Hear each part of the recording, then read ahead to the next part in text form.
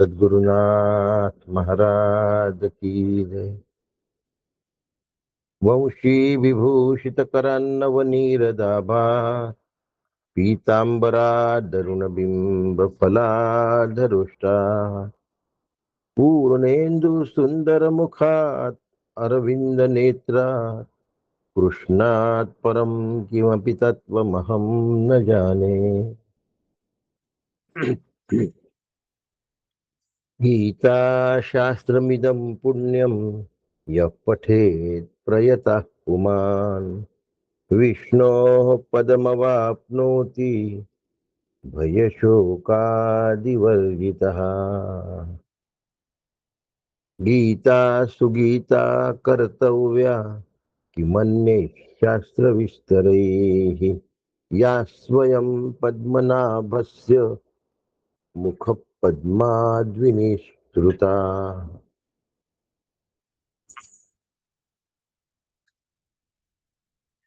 शङ्करं शङ्कराचार्यं केशवं बादरायणं सूत्रभाष्यकृतौ वन्दे भगवन्तौ पुनः पुनः।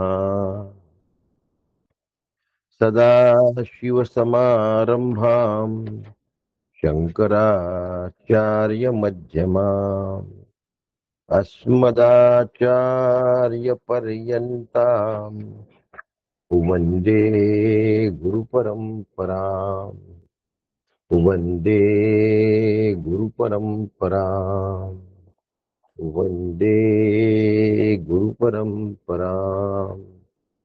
सद्गुरुनाथ महाराज की जय।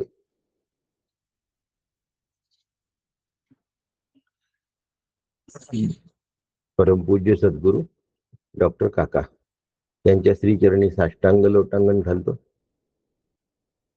पूजनीय मंदाताई यांना साष्टांग वंदन करतो. आदरणीय लीलाताई दातार यांना नमस्कार करतो. आणि आजच्या छान पठण करणाऱ्या आदरणीय रेखाताई यांना नमस्कार करतो. आपणा सगळ्यांना नमस्कार करतो आणि विषयाला प्रारंभ करतो.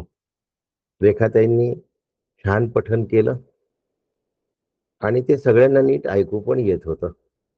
एखाद्या कोणाला अडचण गेली असेल, परंतु इन जनरल पठणामध्ये ऐकण्याचा कुठलाही व्यत्यय नव्हता आणि शुद्ध पठण आपण करत आहात, त्यामुळे आपण वंदनीय आहात. आपण पुनश्च वंदन. धन्यवाद. आज आपण कर्मयोगाची अवस्था बघणार आहोत. मागच्या वेळी मोक्षाची साधनं पाहिली. एकेका श्लोकावर एक एक तास आपण नेहमीच घेतला आहे. आता याचा माझ्या जीवनात कसा उपयोग होईल, हा आपल्या श्रुती स्मृती स्वाध्याय मंचचा उपयोग म्हणजे उद्देश आहे, हेतू आहे. की जी मोक्षाची साधनं आहे ती साधनं केल्यानंतर मला काय मिळालं पाहिजे, की जेणेकरून कर्मसन्यास योग साधला गेला. म्हणून युक्त हा कर्मफलम त्यक्त्वा शांतिमाप्नोति नैष्ठिकीम अयुक्त कामकारेण फले सक्तो निबध्यते. मागच्या श्लोकापर्यंत कुठपर्यंत योगिना कर्म कुर्वन्ति संगम त्यक्त्वात्म शुद्धये इथपर्यंत आपण आलो होतो. त्यामध्ये आता माऊली पुढे बोलतात. काय म्हणते आई ज्ञानोबा माऊली, काय म्हणते? आता शांत रसाचे भरिते सांडित आहे पात्राते, जे बोलणे बोला परवते बोलवले. आता भरता आलाय. भरती शब्दाचा या ठिकाणी अर्थ ओव्हरफ्लो असा आहे. शांती रसाचं जे भरत आहे ते पात्राच्या वरून वाहत आहे. शांती रसाचे भरते आपल्या पात्राची मर्यादा सोडत आहे. सांडीचं आहे पात्रात आहे. डॅम वरून कसं पाणी वाहतं, डॅम कितीही जरी मोठा असला तरी भव्य नद्या त्यांना येऊन मिळतात. आणि भव्य नद्या येऊन मिळाल्यानंतर मग ते जे पाणी आहे ते डॅमच्या आकारापेक्षा जास्त झाल्यावर भिंतीवरून ओसंडून वाहतं. जे बोलणे बोला परवते बोलवले. आता या शांतीरसाबद्दल बोलतो आहे. या शांतीरसाचा अनुभव प्रत्येक कर्मयोग्याला येतो, तर त्याचा कर्मयोग बरोबर झाला. मला पुण्याला यायचंय, तर पुण्याच्या जवळपासचे गाव आले पाहिजे की नाही? मी कोणत्याही मार्गाने येऊ, पुण्याच्या जवळपासचे गावं आले पाहिजे आणि त्यानंतर पुणे आलं पाहिजे. तसं आत्मसुख जर मिळवायचं आहे कर्मसन्यासाच्या माध्यमातून, तर मला पराशांती मिळालीच पाहिजे. आणि ती खात्रीपूर्वक मिळते असं भगवंताचं म्हणणं आहे. शांती मापनोती नैष्ठिक्यम.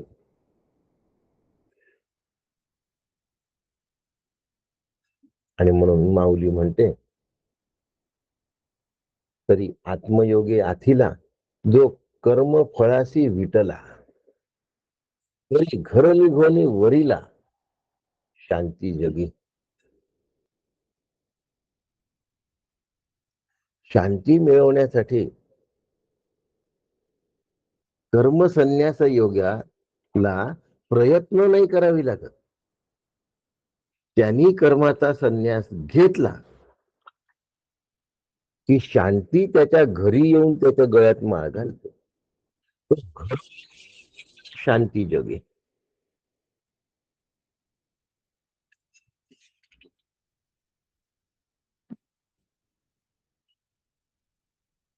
आम्ही शांतीची वाट बघत असतो आणि अशांती आमच्या मागे धावत असते. एक सहज प्रसंग सांगतो. माझ्या दवाखान्यामध्ये जे अटेंडंट होते, मी येण्यापूर्वी ते दवाखाना वगैरे स्वच्छ करून ठेवायचे आणि टीव्ही लावून ठेवायचे. त्यावेळेला फक्त दूरदर्शनच होतं, बाकीच्या चॅनल्स नव्हत्या. त्यामुळे संध्याकाळी आमची माती आमची माणसं असा कार्यक्रम असायचा. मी यायचं तेव्हा ते आमची माती आमची माणसं चालू असायची. मी त्यांना म्हणायचं, काका की आमची माती आमची माणसं काय लावता? ना तुमच्या घरी शेती ना माझ्या घरी शेती, हे पाहून काय करता तुम्ही? ते म्हणे, कोण पाहतंय? पण काहीतरी चालू पाहिजे. जर चालू नसेल आणि आवाज नसेल तर मी एकटा आहे असं मला वाटतं. आणि ते मग थोडस कंटाळवाणं अधिक भयावह, दोन्ही गोष्टी असतात.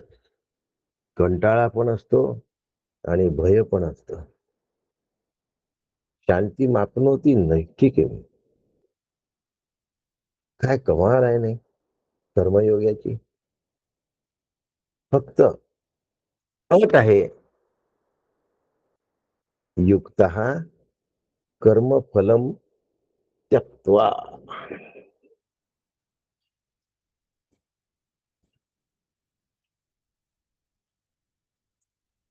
निष्काम कर्म करायला पाहिजे.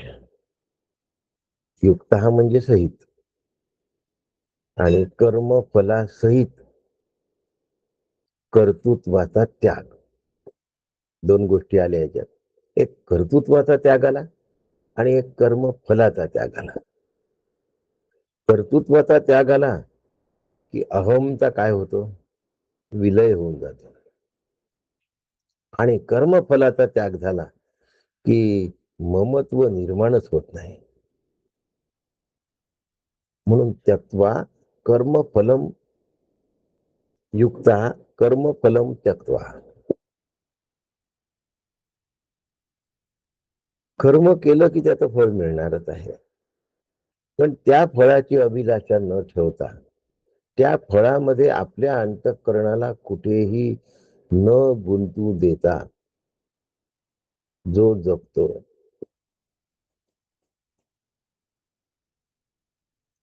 त्याला कर्मयोग साधला, त्यांनी कर्मसन्यास योग प्राप्त केला. आणि ज्यांनी असं नाही केलं, त्याचं काय आहे? अयुक्तः कामकारेण फले सक्तो निबध्यते.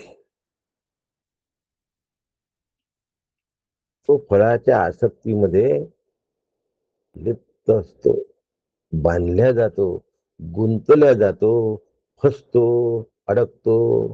अजून किती शब्द वापरू? विषय आपल्याला फसवतात, अडकवतात. आपण विषयांना धरतो. विषय मला धरतात की मी विषयांना धरतो? या मी प्रश्नाचं उत्तर मी विषयाला धरतो. मी विषयाला धरतो, हे बरोबर आहे. अगदी बरोबर आहे. कशावरून? त्याचं एक उदाहरण देऊया. हिरवंगार गवत आहे जंगलामध्ये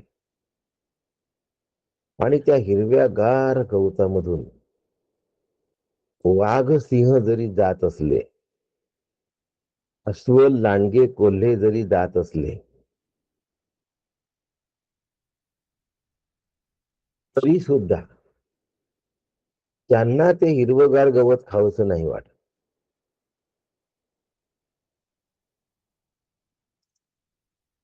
आणि अनेक प्राणी जात असले तर हत्तीला ते प्राणी खावीशी नाही वाटत, गाईला ते प्राणी खावीशी नाही वाटत. म्हणजे हिरवंगार गवत हे गाई म्हशी यांना खावंसं वाटतं, त्यांना मांस खावंसं वाटत नाही.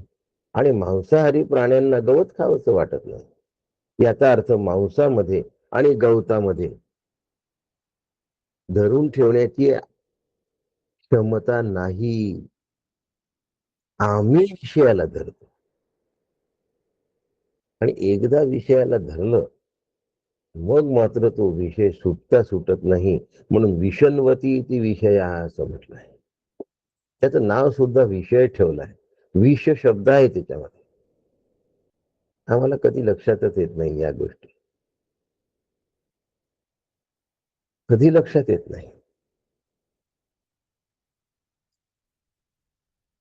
विषय कुठे दडला आहे हे आम्हाला कळत नाही. आणि विषय दडल्याची मुख्य जर जागा कोणती असेल तर ते जगत सत्यत्व. एकदा जगत सत्यत्व वाटलं की विषय दडलाच म्हणून समजा. एका साडीवर दुसरी साडी फ्री.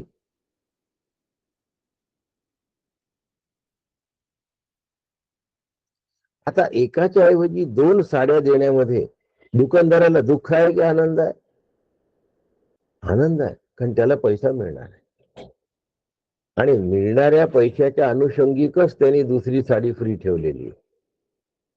दोन साड्या देऊन सुद्धा त्याला प्रॉफिटच होणार आहे. पण नुसत्या या वाक्याने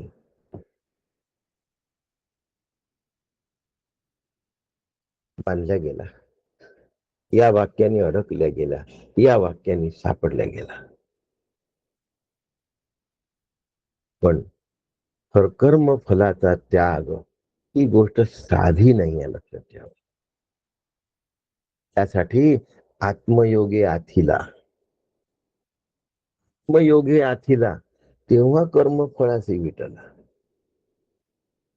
नाहीतर बस जेवढे विषय अधिक उपलब्ध असतात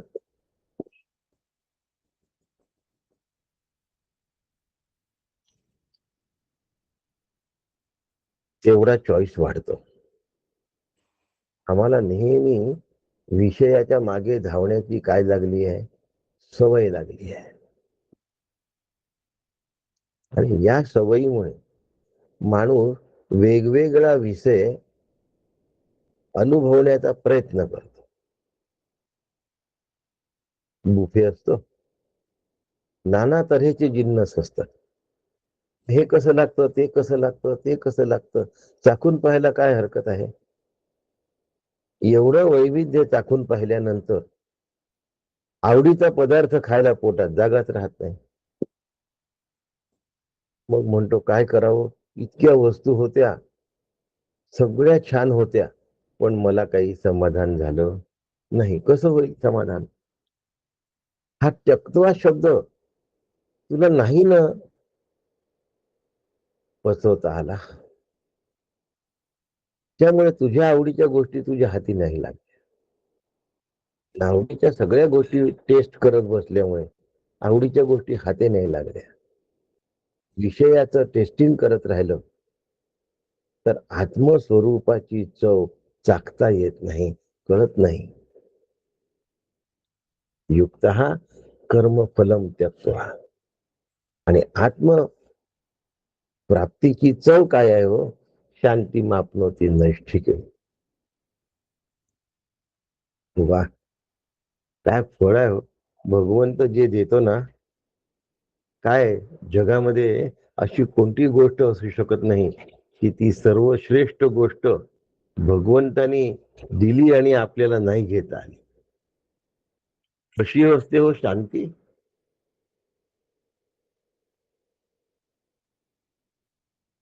आम्हाला कळणार नाही.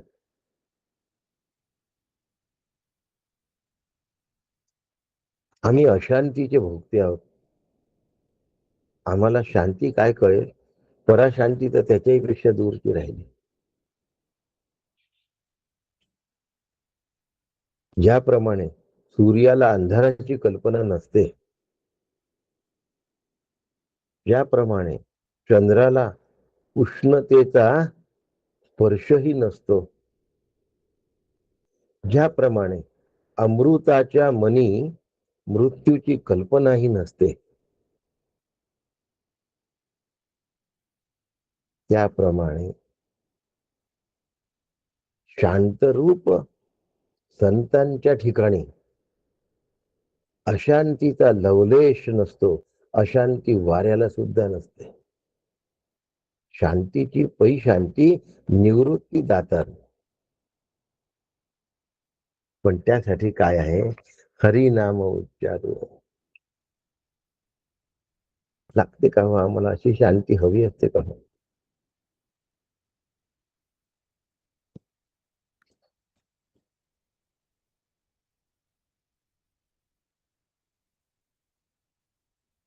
पुण्यामध्ये आत्माराम सुरू केला आहे. गणेश मंदिर बाणेर, युथिका अपार्टमेंट. 2 महिने आत्माराम घेतोय.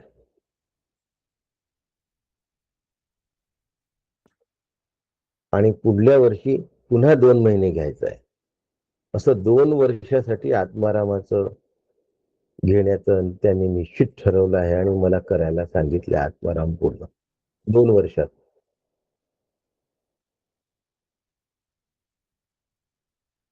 आठवड्यातनं 2 दिवस, 2 महिने, 2 वर्ष, अशा प्रकारचा आत्मारामाचा विषय आहे. सगळं उपलब्ध असलेले लोक तिथे ऐकायला आहेत. हाय फाय उच्च शिक्षित उच्चभ्रू लोकांची सोसायटी आहे. सगळं उपलब्ध आहे.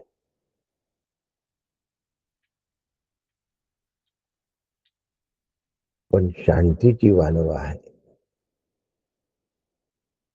शांतीची वानवा आहे. परदेशात जायचं असेल तरी एका पायावर तयार आहेत. कुठली अडचण नाही आहे. शारीरिक नाही, आर्थिक नाही. आम्ही काहीही करू शकतो, पण शांती नाही मिळवू शकत. पैसा मिळवता येतो, नावलौकिक मिळवता येतो, कर्तृत्व मिळवता येतं, पण शांती नाही कमावता येत. शांती कमावण्यासाठी संत चरणाला शरण जावं लागतं. शरणागती म्हटलं की अहंकाराचा विमोड आला. आणि अहंकार तर आमचा लाडका आहे, त्याला सोडायला आम्ही तयार नाही. त्यामुळे तो त्याचं भंडार वाढवण्यासाठी ममत्वाला जन्म देतो आणि मग अहम ममाची जी जोडी आहे ती शांतीपासून आम्हाला दूर घेऊन जाते. आणि न केलं तर घर रिघोनी वाहिला वरीला शांती जगी. शांती आपल्या घरात येऊन माळ घालते.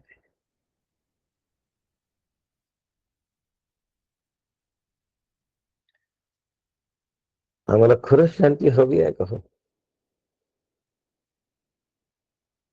विषय सत्यत्व भ्रांती आणि फलाचा त्याग या दोन गोष्टी आम्हाला केल्या पाहिजे. आता विषय सत्यत्व भ्रांती हा शब्द थोडासा बघूया.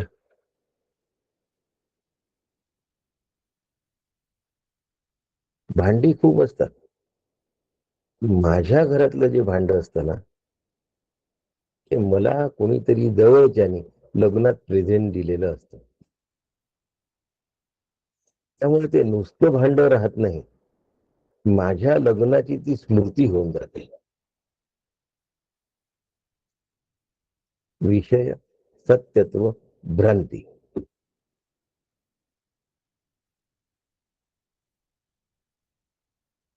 त्या स्मृतीपायी ते भांड चपक चुपक झालं तरी मी बाजूला काढायला तयार नसतो. नको, मला की नाही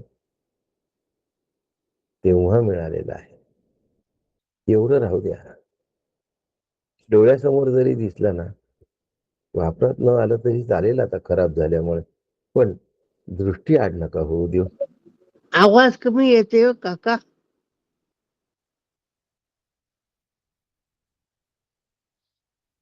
नाही, आवाज दृष्टी चांगला आड येतो नका तुमचा. होऊ देऊ. ठीक.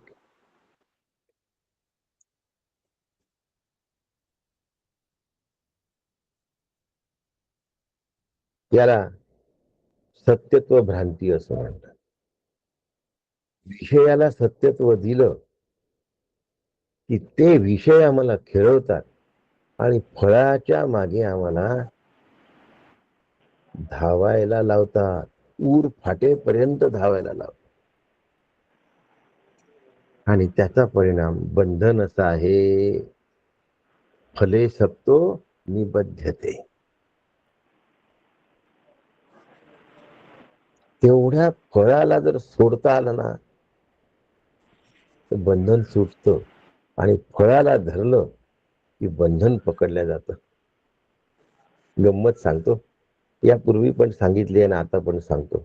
एक निमुळत्या आकाराची सुरई असते माकड पकडण्यासाठी आणि त्या सुरईला दोरीचा फास लावला असतो आणि त्या सुरईमध्ये फुटाणे टाकून दिलेले असतात आणि त्या सुरईच्या अवतीभोवती जमिनीवर काही फुटाणे टाकून दिलेले असतात. झाडावर माकड असतात. पकडणारा तेवढी दोरी धरून ठेवून देतो, ती पण झाडाला बांधून ठेवून देतो. तो थांबतच नाही तिथे. माकडं त्या वासाने झाडावरून खाली उतरतात. तई तई पांढरकवडा नेहमी अनम्यूट असतो, थोडं काळजी घ्या.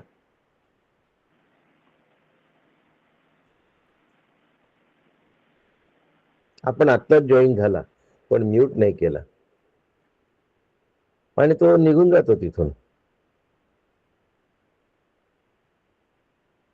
माकडं आजूबाजूची फुटाणे खातात आणि सगळी फुटाणे संपली की मग त्या सुरईतल्या फुटाण्यांचा वास येतो. त्याच्यामध्ये हात निमुळता केला तर जातो, पण फुटाणे मोठी की तो हात काही काढता येत नाही. आणि हातातले फुटाणे काही फले सकतो निबद्धते सांगणं चालू आहे.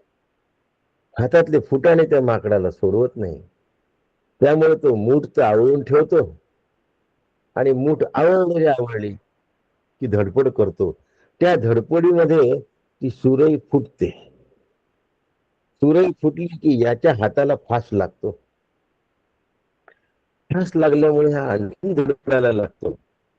त्याच्यामध्ये तो फास अडकला जातो आणि याचा हात घट्ट होऊन जातो. दोरीने घट्ट बांधल्या जातो.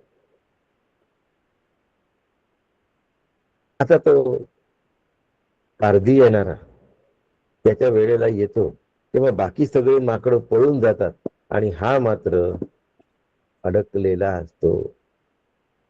कारण हा त्या फुटाण्यानी आसक्त आहे. फले सकतो. आम्ही जे काही कर्म केलेलं असेल त्याचा मोबदला म्हणजे फळ आम्हाला हवं असतं. हात घातला तर फुटाणा मिळालाच पाहिजे, न मिळता काढणं बाहेर तर माकड फसलंच नसतं. पण त्याला ते जमणार नाही.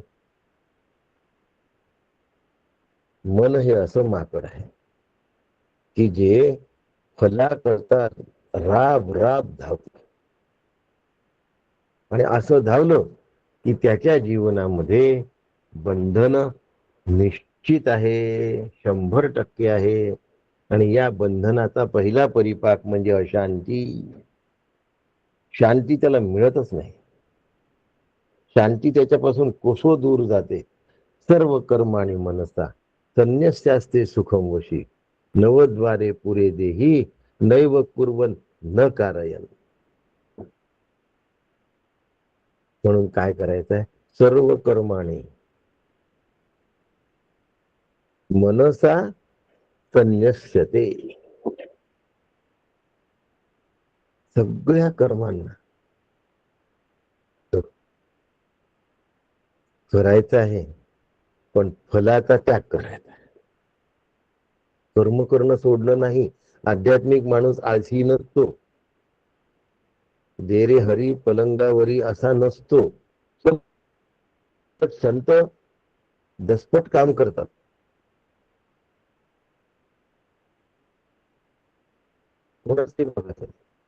महावीरने एवढी मोठी ज्ञानेश्वरी लिहिली, हरिपाठ लिहिला, 65 लिहिली, तरी त्यांना अमृतानुभव लिहायला त्यांच्या सद्गुरूंनी सांगितलं. पण माझं नाव झालं पाहिजे. लिहिलं का कधी स्वतःचं नाव त्याच्या खाली? नाही. त्यांनी नाव लिहिलं नाही म्हणून आमच्या हृदयावर ज्ञानेश्वरी ही भावार्थ दीपिकाच्या ऐवजी ज्ञानेश्वरी नाव कोरलं गेलं. भावार्थ दीपिका लिहिली पण नाव कोणतं कोरलं गेलं? ज्ञानेश्वरी. अनुभवामृत लिहिला, नाव कोणतं कोरलं गेलं? अमृतानुभव. माऊलीने लिहिलेल्या ग्रंथाचं नाव अनुभवामृत आहे. नामदेव महाराजांनी त्याचं केलेलं नामकरण अमृतानुभव असं आहे.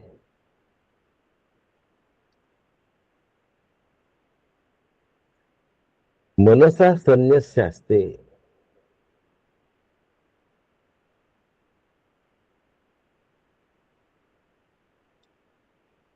एकदा जर हा त्याग केला ना की या शरीरात सुखाने राहता येतं.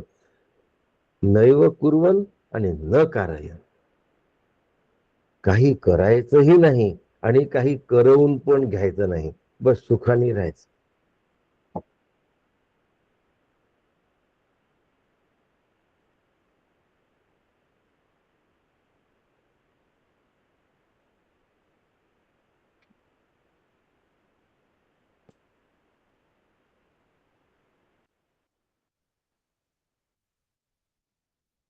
तसं राहता येईल का हो आम्हाला?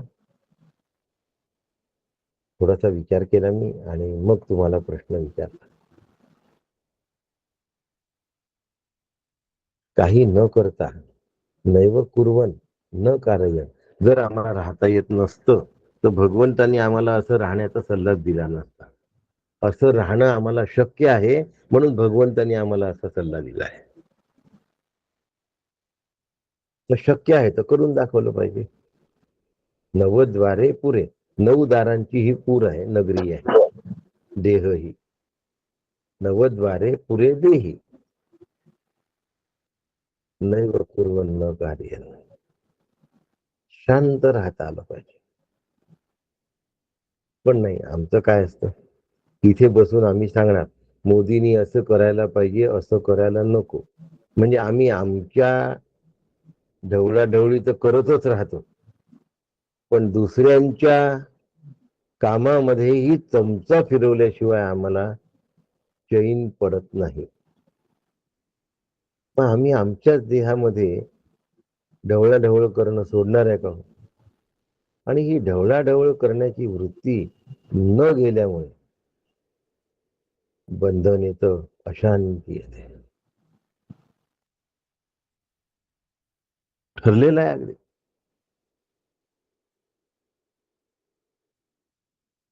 एकदम ठरलेलं आहे.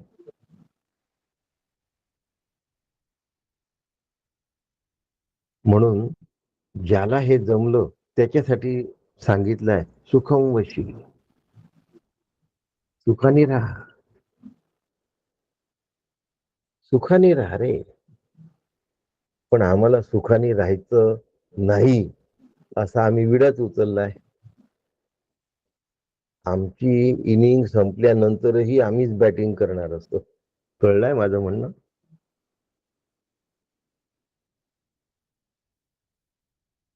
आम्ही माप ओलांडून आलो आणि इनिंग सुरू झाली. आमची बॅटिंग चालू आहे. आता दुसरं कोणी माप ओलांडून आलाय पुढे. आता त्याला बॅट द्यायला काही हरकत नाही, त्याला खेळू द्यायला काही हरकत नाही. पण आम्ही आमची बॅटिंग सोडायला तयार नाही. आम्ही करणंही सोडत नाही आणि करवून घेणंही सोडत नाही. नैव कुर्वन् न कारय.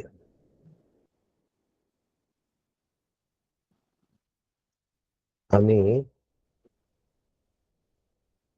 करतच राहतो, करवून घेतच राहतो. आणि म्हणून आम्ही बंधनामध्ये फसतो. ते बंधन आम्हाला का जखडतं? कारण आम्ही जखडून घेतो. जेवढा तो माकड जास्त धडपड करतो, तेवढा तो जास्त आवडला जातो.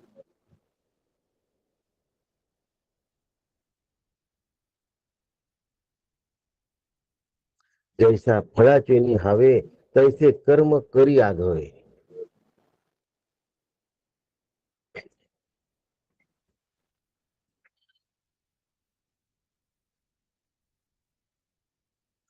आणि जो त्यागी असतो ना, तो करून काहीच करत नाही. अहो, काय त्याग करणारे लोक असतात.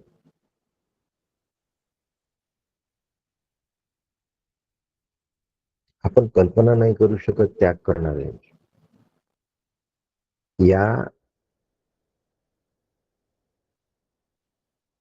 हरिश्चंद्र केवढा मोठा त्याग करणार आहे.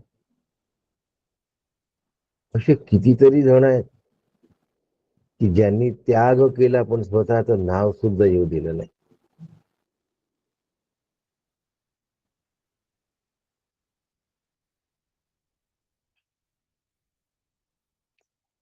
अशा काही नोकऱ्या आहेत की ज्या नोकऱ्यांमध्ये इतर देशांमध्ये पाठवून तिथल्या गुप्त बातम्या प्राप्त करून घ्यायच्या असतात.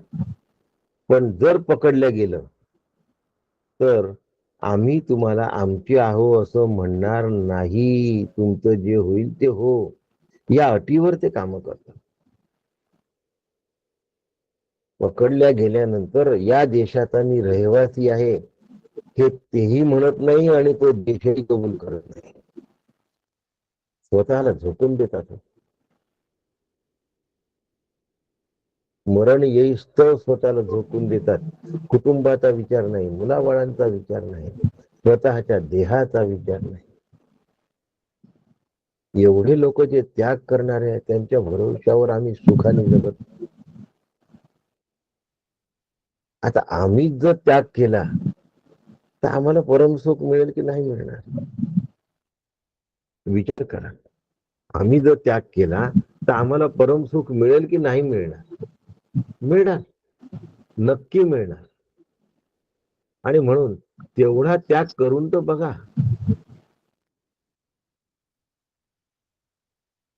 एकदा तेवढा त्याग करून बघा, बघा जीवनात काय फरक पडतो.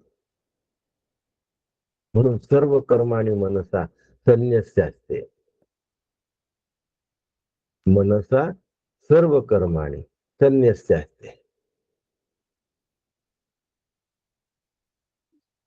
त्यागासारखी मजा नाही आणि आम्हाला त्यागाचीच भीती वाटते.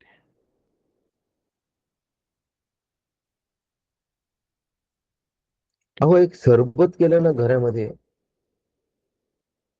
आणि ते बाहेरच्या लोकांना दिलं ना, तर करणारी बाई आत असते. बाहेरचे लोक जेव्हा म्हणतात, "अरे, असं सरबत नाही घेतलं." 2 मिनिटासाठी बाहेर येऊन, "आवडलं का तुम्हाला सरबत?" म्हणजे मी केलं आहे हे कळलं पाहिजे. छोट्याशा गोष्टीचं सुद्धा कर्तृत्व सोडत नाही. सोडवत नाही. सोडतही नाही आणि सोडवतही नाही.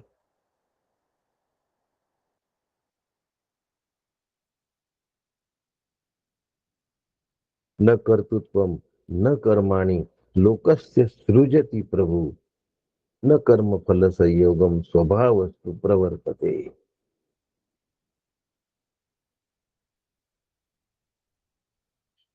या ठिकाणी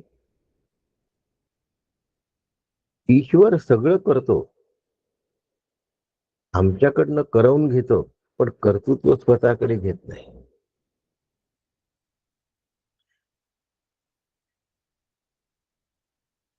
सगळ्या त्रिभुवनाचा निर्माता आहे, फलदाता आहे, पण स्वतः निर्लेप आहे, स्वतः अकर्ता आहे. परिपूर्ण अकर्ता आहे स्वतः. स्वतःकडे तो काहीच घेत नाही.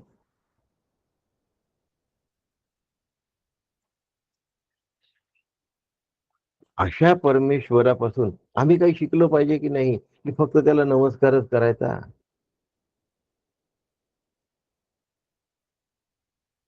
मय्ये वेते निहतः पूर्वमेव निमित्त मात्रम भव सव्यसाची. अर्जुनाला सल्ला देत असताना भगवंत सांगतात आहे,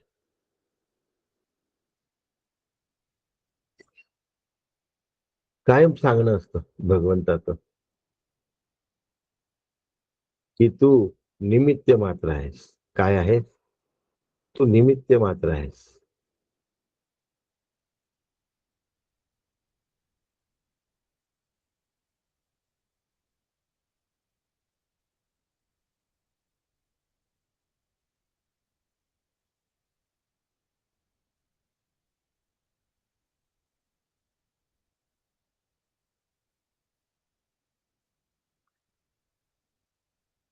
काय होतं, व्हिडिओ वगैरे चालू राहिले की लिंक तुटते. ते बंद करावे लागतात पहिल्यांदा.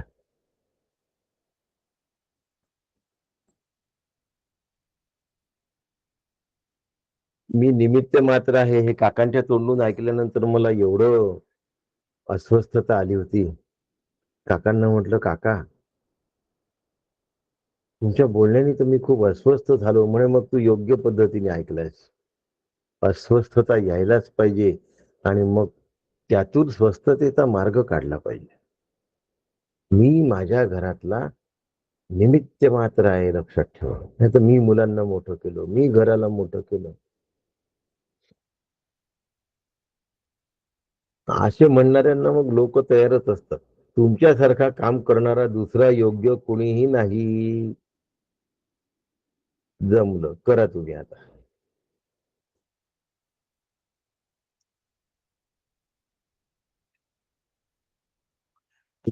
तुमच्याच हातच्या खाव्यात. झालं. एवढं वाक्य वापरलं, की कणकेचा केवढाही गोळा असू द्या, लाटायला तयार. एक फक्त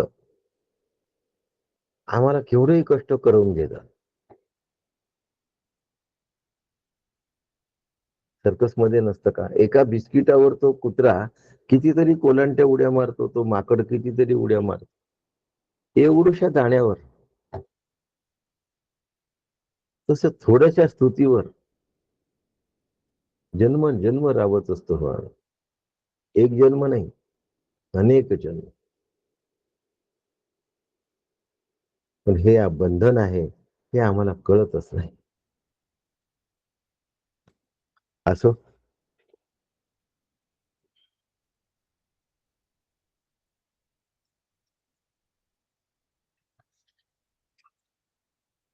न कर्तृत्व न कर्माणि लोकस्य सृजति प्रभु न कर्मफल संयोगम स्वभावस्तु प्रवर्तते. एक तर जीवाचा स्वभावच आहे लावून घ्यायचा. जीव लावतो तो जीव, जीव ओवाळून टाकतो तो जीव, जीव फुकट खर्ची घालतो तो जीव, जीव जाईपर्यंत जीवच लावत राहतो तो जीव. थोड्याशा स्तुतीने खुश होऊन जातो तो जीव.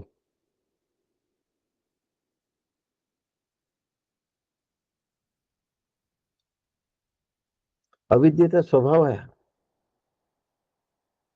निरनिराळ्या कर्मामार्फत, वेगवेगळ्या क्रियांमार्फत, वेगवेगळ्या व्यक्तींमार्फत अविद्या विविधांगाने प्रगट होत असते. आत्मा काही करत नाही हे समजून घेतलं तर या सगळ्या त्रास निघून जातात. जळू नावाचा एक प्राणी आहे, त्याला लीच म्हणतात इंग्रजीत. तो चिकटला ना, ओढून काढला तरी तुटून जातो पण निघत नाही. पण त्याच्यावर जर हिंगाचं पाणी टाकलं की तो ताबडतोब सोडून देतो आपल्याला. तसं अनासक्तीचा मंत्र टाकला की लगेच सुटका आहे. न कर्म फल संयोगम स्वभावस्तु प्रवर्त. लगेच सुटका आहे माझी. माझी सुटका मला करवून घेता आली पाहिजे आणि संत सांगतात त्या पद्धतीने करून घ्यावी. म्हणजे मग न कर्तृत्व न कर्माणी लोकस्य सृजती प्रभू.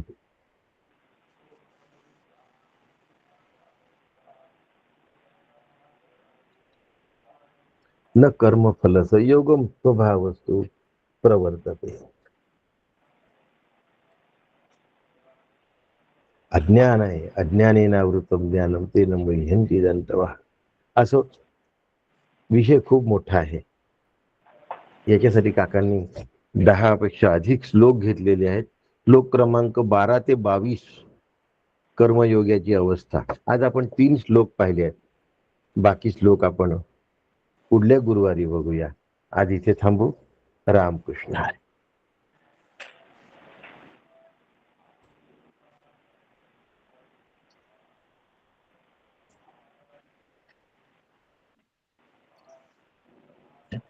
रामकृष्ण रामकृष्ण हरी. हरी. रामकृष्ण हरी काका. रामकृष्ण हरे काका. रामकृष्ण हरे काका. रामकृष्ण हरी. रामकृष्ण. रामकृष्ण हरी. रामकृष्ण आहेत दादा. रामकृष्ण हरी काका. रामकृष्ण हरे काका. रामकृष्ण हरी काका. रामकृष्ण. रामकृष्ण. रामकृष्ण हरी काका. नमस्कार ताई.